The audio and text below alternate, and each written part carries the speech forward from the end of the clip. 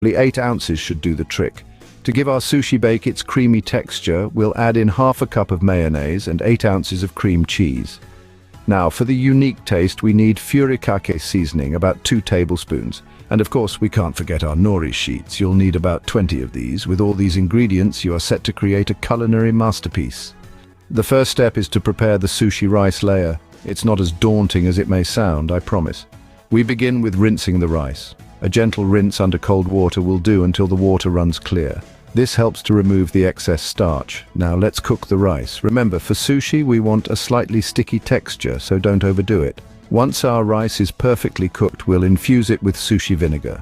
This gives our rice that distinctive tangy sushi flavor. Stir it gently into the warm rice, taking care not to mash the grains. Lastly, we spread the sushi rice evenly in a baking dish.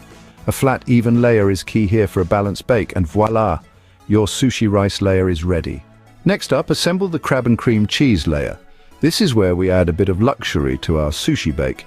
Begin by taking your fresh crab meat, the star of this layer, and combine it with the cream cheese. The cream cheese brings a smooth and creamy texture that perfectly complements the delicate crab. Now, to elevate this even further, we're going to add a dollop of mayonnaise. This may seem unusual, but trust me, it's a game changer. It adds a rich, tangy flavor that binds the crab and cream cheese together beautifully. Once you have this decadent mixture, it's time to spread it over the sushi rice.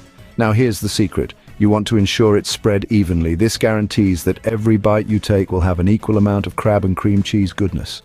This layer is the heart of our sushi bake, so take your time with it. Now that's what we call a creamy delight.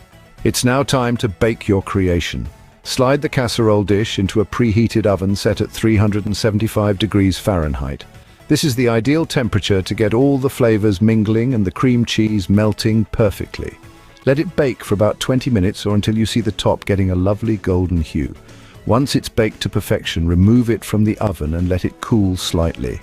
Now, for the final touch, sprinkle a generous amount of furikake seasoning over the top. This Japanese seasoning adds a burst of umami that will take your sushi bake to the next level. To serve, simply scoop a hearty portion onto a nori sheet. The crispy seaweed contrasts beautifully with the creamy, warm sushi bake. And there you have it, a mouth-watering sushi bake ready to enjoy. It's a unique take on sushi that's sure to impress at your next gathering. So that's how you make a sushi bake at home. It's a delightful journey really, from gathering your ingredients to layering the sushi rice, assembling the succulent crab and cream cheese layer, and finally the grand finale, baking and serving.